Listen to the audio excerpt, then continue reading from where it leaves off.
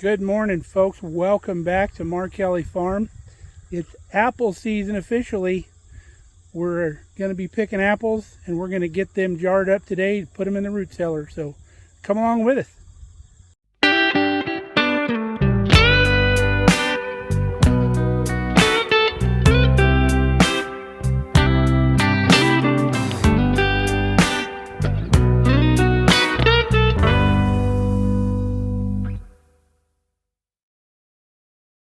Been out here picking this morning. We had a high wind yesterday, so I was afraid that a lot of them got knocked down. And then the birds been helping themselves too. So you can see a bunch on the ground that we weren't able to harvest because the birds got them all chewed up. And then once they start rotting, after the birds get them, then they fall off the tree really easy. But the ground's literally covered with apples out here. We about got all the ones off the trees. Thankfully, the birds concentrate on the apples that are on the outside of the tree, and the ones in here underneath the canopy, sometimes they leave them alone. And that's what we've got here. And this is plenty of apples to get in there and can. We've got a few that we need to trim up, like this one here. We'll have to do some trimming on that. But some of these apples are huge. Look at the size of this one here. So let's get these inside and we'll get going on these babies. All right, we got about a bushel basket and a half peeled. Kelly was cutting for me. We've got our pots on the stove. This one's got our jars warming up in it. We're using quart jars. And then here's our apples here. I'm adding sugar to them now. We're doing a medium syrup on these. So once these cook for about 5 minutes in the pot, once it boils, we'll go ahead and start filling jars. Now with these apples, we're doing a hot pack and a water bath. You can also pressure can these for 8 minutes. In a water bath canner, it takes 25 for a quart jar. The reason I'm doing the water bath is because I only want to do one batch today, and I can get 12 quart jars in my canner, in my big water bath canner, whereas the digital canners, even if I ran both of them, I could only do 10.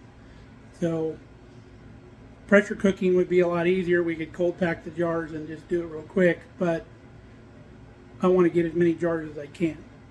Got all done. This whole pot full here only did 10 quarts and just a little bit left in the bowl that I'm going to eat for a snack.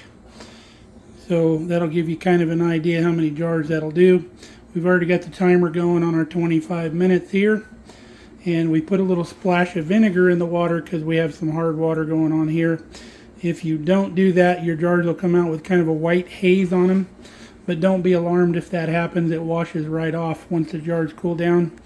You just wash it off before you store it in your pantry. I think my next batch that I do, or batches that I do, are going to be cold pack because it took so long to fill those jars that the apples cooked a little too long in that pot as we were filling, and I think they got a little softer than I would like. So I think the cold pack might be a little better for the amount that we're doing. There's our 10 quarts of apples. Gonna be nice. We were almost out of apples, so we'll probably do another batch or two tomorrow. Now we can get these down in the root cellar. We got to pull the rings off first.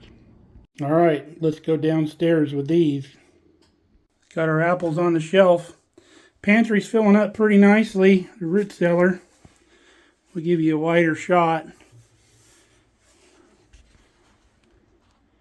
There you go. We still got room down here for our tomatoes. And after we get our tomatoes done, I want to do some more beef stew and stuff like that. But we're doing pretty good. All right, folks, 2 days has passed. We're going to do another round of apples. Got the rest of our apples out here. What I'm doing is I'm sorting them out. I can be a little more selective now that we've got a good amount of apples in the root cellar. So I'm putting my good apples in this basket and my bad apples in that basket. and we're going to sort through the rest of this basket. The chickens will end up getting those apples there. Got our apples all sorted out, and then we're going to do things a little bit different today. We're going to use our peeling and slicing attachment. It also cores as it goes. This is also a spiralizer if you want to make like spiral noodles out of like zucchini and stuff. It's a pretty cool attachment for the KitchenAid. But we'll throw an apple in here and we'll show you how it works. So you shove an apple on the spindle, and then you slide this mechanism over by lifting this arm here and lining this coring attachment up with the center of the top of the apple. And then all you got to do is turn your machine on.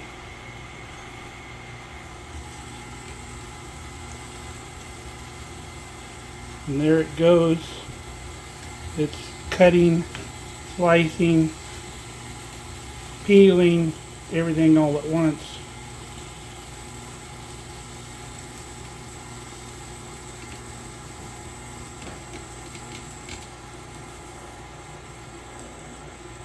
There it is.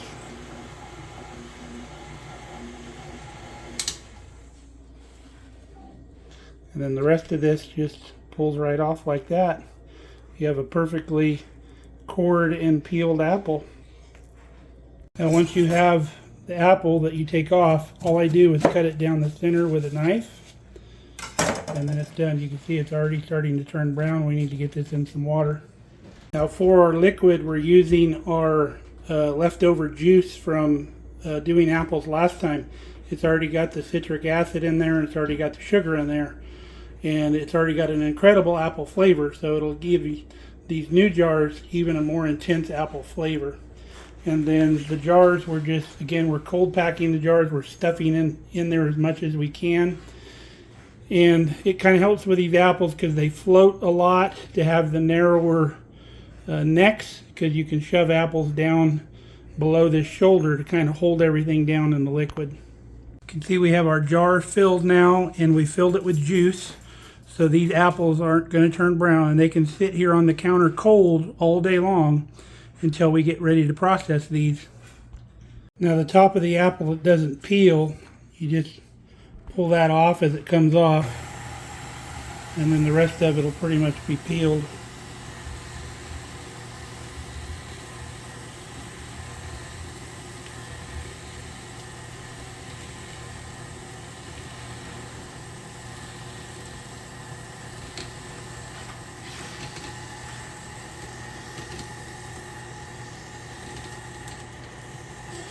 And once the peeling stops coming off, you can pull your apple straight off of there. Now any little blemish, you can just carve off the outside here real quick with your knife. We've got 5 jars ready to go, and that's what's going to fit in our digital canner. So I'm going to go ahead and get that out. We'll get these 5 jars going before we fill any more. Got our canner loaded and ready to go. We're going to button her up. I won't bore you with all the details because we've gone through this a bunch of times on the channel. But if you haven't seen this digital canner before, go back in our playlist and you can see this thing work. It's so fantastic. I tell you what, folks, I really love cold pack canning because it's not so hectic, and you can just kind of take your time, kind of at your leisure. Like right now, I'm going to stop and make lunch and do some other stuff while this batch is going. And you got time to do stuff. Our first batch is all done. It's in cool down mode, and we already have our next 5 quarts here ready to rock. We used most of our syrup in the pot, so what I'm doing now is I'm cutting up some apples to make a cobbler, because I still have about 1/3 of a bushel basket of apples. So we'll cut up enough to make a cobbler. We'll throw them in here so they don't brown so much, and then we'll get that made. Now if you got chickens and you want to see something hilarious, take all these little peeling strings out in the chicken coop and throw them down, and one of them will pick one up and take off. They think they're worms, and the other chickens will chase them around the coop. I had a few Red Hots left, so throw some Red Hots in there. And then our cobbler mix, you've seen it many times on this channel. And then we'll dot it with butter and we'll throw it in the oven.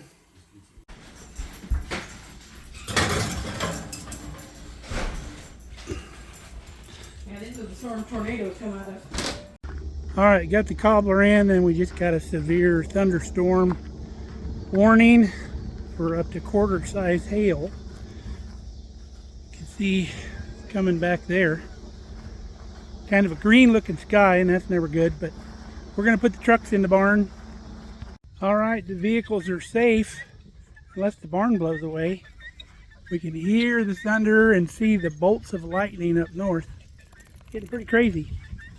Good thing Kelly got our hurricane lanterns ready today in case we lose the power. Remember, we got these at auction here a while back.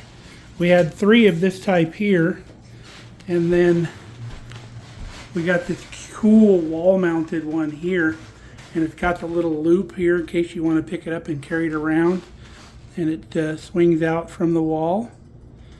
Super neat. She picked up the extra chimneys we needed. We were short 2 chimneys. She got those on Amazon. They came in. She got them all filled up. Oh, bad weather again. The weather radio is saying up to 2-inch hail now and 60-mile-an-hour winds. But it sounds like it may skirt to the north of us just a little bit, so we might avoid a lot of the heavy damage.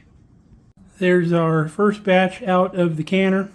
You can see, as with any cold pack, we have that juice on the bottom. But that's all right. You can see they've turned a pretty pink color, probably because of the leftover juice we used. So we put new water in our canner. You always want to start with cold water because you don't want to put cold jars into boiling hot water. So we're going to load this next batch, and this will be our last canning load. We won't need any more than this. This is going to give us 20 jars of apples plus the 2 we already had left over, so we'll have 22 jars of apples down in the root cellar. Make sure our gasket looks good. Our cobbler's got about 11 more minutes in the oven, and once that comes out, we'll be smooth sailing. Our apple cobbler is done. So all we have left is to wait for this last batch to get out of the canner. It's getting a little dark outside from the storm. But that's about all we're going to do with these apples for now. I got maybe a third of a lug there left that we can use for fresh eating, or I can make a couple apple desserts here in the next week or so. I'm going to put those down in a root cellar. They'll last a couple weeks down there. So I hope you enjoyed our little canning adventure that we did with our apples. So until next time, stay safe, stay healthy. We love you guys. Come back and see us on Markelly Farm.